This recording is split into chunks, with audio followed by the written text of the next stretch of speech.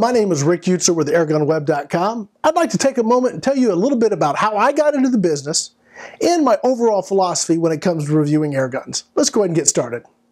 About 8 or 9 years ago, I got my first high-powered break barrel rifle. It was not long after that I fell in love with the sport of air gunning. Now, as a web developer and designer and marketing specialist by trade, it was not long before AirgunWeb.com was born. I began writing about anything and everything airgun that I could get my hands on. Eventually, I was approached to possibly take on a few writing jobs. I did that for about a year and then posted my first YouTube video, and the rest, as they say, is history.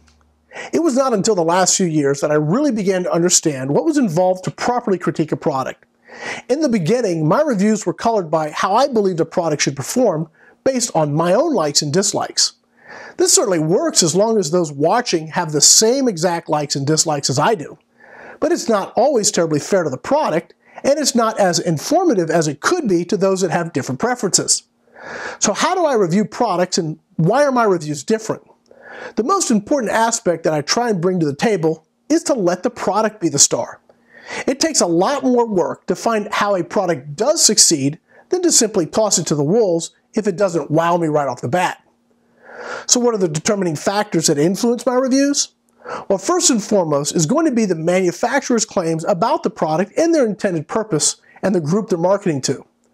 I often say that you can't fault a 10-meter rifle for not having the power to take down hogs at 50 yards, and you can't fault a 45 cal big bore for not working well as a 10-meter match-grade rifle.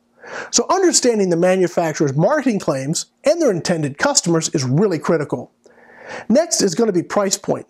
My expectations are going to be raised or lowered based on the price of the product. I'm going to expect less from an air gun that's at the lower end of the price scale versus a similar air gun that's much more expensive. The break barrel Springer market is a great example. You have some sub $100 options all the way up to some that are over $1,000. If you buy a Yugo, don't expect BMW performance and build quality. It works the same with air guns. With every review that I do, I like to toss in my 2 cents worth at the end.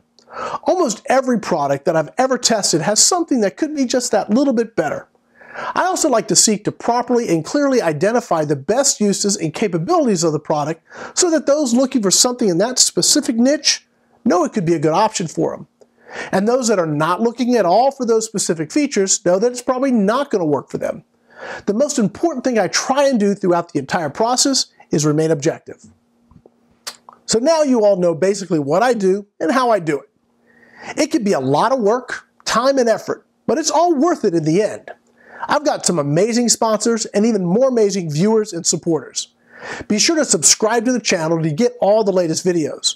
You can join me on Facebook at facebook.com/airgunreviews and on my website at www.airgunweb.com. When you're looking for honest, real-world airgun reviews, think AirgunWeb, where we tell you the facts, not fluff. My name is Rick Eutsler with AirgunWeb.com. Thanks again for watching.